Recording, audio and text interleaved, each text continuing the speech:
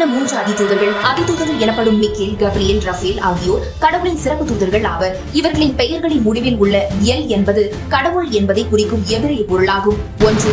அதிதூதர் Rafale. பெயரின் பொருள் Rafale என்றால் கடவுள் நலமளிக்கிறார், கடவுள் குணப்படுத்துகிறார் என்பதாகும். விவிலிய பின்னணி: தோபித்து நூலில் இளைஞன் தோபியாவின் பயணத்தில் அவருக்கு தொடராக இருந்து வழிகாட்டியவர் அதிதூதர் ரஃபேல். சூறாவை அரபியின் பிடியிலிருந்து விடுவித்தார். சாரா மற்றும் தோபித்து ஆகிய இருவரையும் திருமண வாழ்வில் இணைத்தார். தோபித்துவின் தந்தை தோபியாவின் குருட்டுத்தன்மை குணப்படுத்தினார்.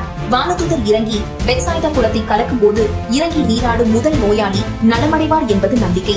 பெத்சாய்தா குளத்தில் நலமளிக்கும் இந்த அதிசயத்தை செய்பவர் வானதூதர் ரஃபேல் என கருதப்படுகிறது. நம் வாழ்வில் பங்கு, உடல், மனம் மற்றும் ஆவி ஆகிய அனைத்து வகையான நலனுக்கும் வழிகாட்டி மருத்துவர் ரஃபேல். 2. அதிதூதர் கப்ரியேல். பெயரின் பொருள் அதிதூதர் கப்ரியேல் என்றால் கடவுள் என் பலம், கடவுள் என் ஆற்றல் என்பதாகும். விவிலிய பின்னணி: கப்ரியேல் தூதர் முக்கியமான செய்திகளை கொண்டு வருபவர். இளம்பெண் மரியாவுக்கு இயேசு கிறிஸ்துவின் பிறப்பை அறிவித்தார்.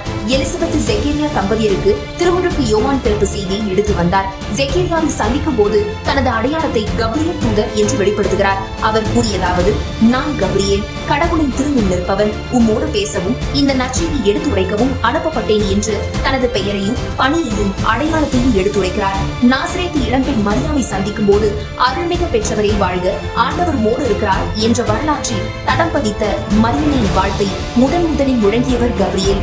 நம் வாழ்வில் பங்கு: கடவுள் நமக்காக வைத்துள்ள திட்டத்தை அறிந்து கொள்ளவும் அதை நிறைவேற்றவும் உதவுகிறார். மரியாவை போல ஆண்டவர் உமது வார்த்தையின் படியே எனக்கு நிகழட்டும் என்று ஏற்க தைரியமும் பலமும் அளிக்கிறார். கடவுளே எனக்கு உண்மையான பலம் என நம்பிக்கை ஊட்டுகிறார். 3. அதிதூதர் மிக்கேல். பெயரின் பொருள் கடவுளை போல் யார் என்பதாகும். விவிலிய பின்னணி: பிசாசுகளுக்கு அச்சத்தை உண்டு பண்ணுபவர் அதிதூதர் மிக்கேல். ஒரு கையில் வாளோ அல்லது ஈட்டியோ ஏந்தி பிசாசை விரட்டுவதாக சித்தரிக்கப்படுகிறார்.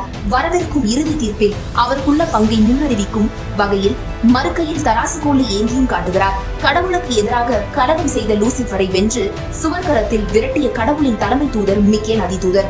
நம் வாழ்வில் பங்கு: தீயாவி சக்திகள் மற்றும் தீமைகளுக்கு எதிரான சக்தி வாய்ந்த பாதுகாவலர். ஆன்மீக போராட்டங்களில் நமக்கு பாதுகாப்பு அளிப்பவர். பயத்தில் இருந்து நம்மை காப்பாற்றுகின்றார். இந்த 3 அதிதூதர்களும் நம் விசுவாச பயணத்தில் முக்கிய துணைகளாக உள்ளனர். கப்ரியேலிடம் தைரியத்தையும், ரஃபேலிடம் நலமளிப்பையும், மிக்கேலிடம் பாதுகாப்பையும் நாம் கேட்டு ஜெபிக்கலாம்.